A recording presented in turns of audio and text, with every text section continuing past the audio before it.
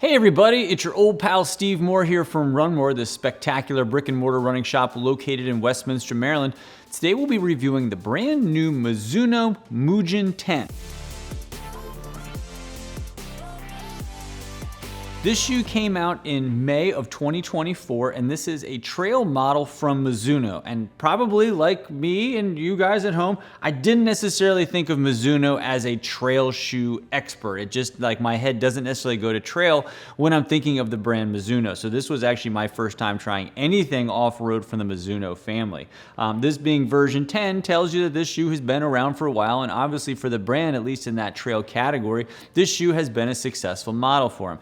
I would say, like, at least here in the shop, the last couple of years has sort of been a renaissance for Mizuno. For a while, you know, they were one of those true and tried and true brands that have been around forever, that so many people have run in, especially if you've been a long time runner over the years.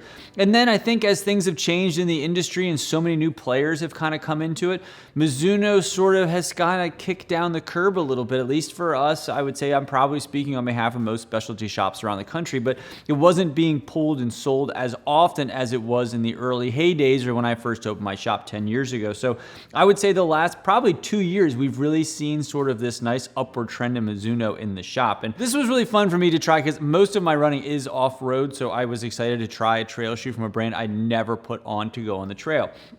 And right away I will tell you, I was very happy with the fit, and that's something that always with Mizuno can sometimes be challenging. And I was, especially on the trail, I was worried about long runs and my foot being unhappy because it felt more narrow, because I've had that experience with Mizuno shoes over time.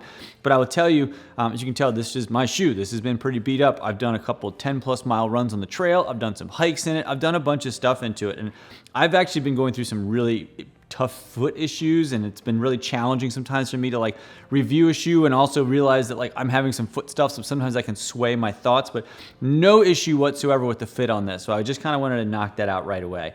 This shoe to me also reminds me a lot of like the Mizuno Sky. So if you're somebody who is a road person from Mizuno, you might be a little more familiar with the Sky, which is their max cushion neutral shoe. It's got their high Enter Z return to it. It's got two different levels of cushion to it, and this one features Mizuno's Wave Plate. It has an 8mm drop, and it's a big cushion shoe. And that's sort of what we have here with the Mujin 10. It's a high cushion shoe with two different levels of midsole to it. It has more of an energy response to it and more of like a stable version to it of the cushion to it. There's not a plate to it. It does have an 8mm drop, so a lot of those characteristics are the same. This, of course, being a trail shoe, features a more grippy outsole. This is a new updated version from them compared to version 9 to version 10. This is a Vibram Mega Grip outsole, and if you've been with this version for a while, the last version featured a Michelin tire outsole, which I thought was kind of unique that they had partnered with a tire company to make a more grippy outsole. Like, it really does kind of go, oh, that makes sense. If it's good enough for a Michelin tire in the snow, it'd be cool on a trail shoe. And I like that, but I think they're probably better off going with something that's a little more tried and true in the shoe world, which is a Vibram outsole, and it does do really good on the grip. And I really did take this out on some really muddy days, and I had no problem with traction, which was really nice. I wanted to kind of also go back to my Sky comparison here, because I think the thing that really excited me most about this shoe is the value of this shoe. So I just talked about how this is a max cushion shoe. I just talked about this great updated outsole to it. This is a long distance shoe. You can run long time in this. You can hike all day in this shoe. It's $150. That's a really good value. And especially like comparing all the trail shoes that I carry here, is once you start adding some of these like elevated materials to it, the price kind of jumps up on here. And by this shoe being less than your Sky, I was like, wow, that's a really good value for somebody who might only use this shoe on certain occasions. And for so many people, trail and hiking, it might not be something in their everyday wheelhouse. So to have a shoe that's sort of at like a price point that's a little more manageable from some other stuff in that same category, it might give you a better option to pick this shoe up and not feel like you have to use it every day to get every dollar of value out of it. So I like that, and that Ashka goes back to sort of why I've been wearing it a little more than I actually thought, is because I do walk my dog a lot. I do some hiking. I do obviously do a lot of trail running. So it kind of falls in line to do a bunch of different stuff into it, and it fits my foot well. There's a couple other little just nitty gritty details on this shoe that excited me. One being, it's stupid, but this little hoodie for your socks or your laces, like you literally have like a little pocket up here to tuck your laces into, which I like. We've seen some trail shoes that will have like a little elastic here to tuck them in. I kind of thought this would not work, but my laces didn't come out here. So this little hoodie worked for me on it.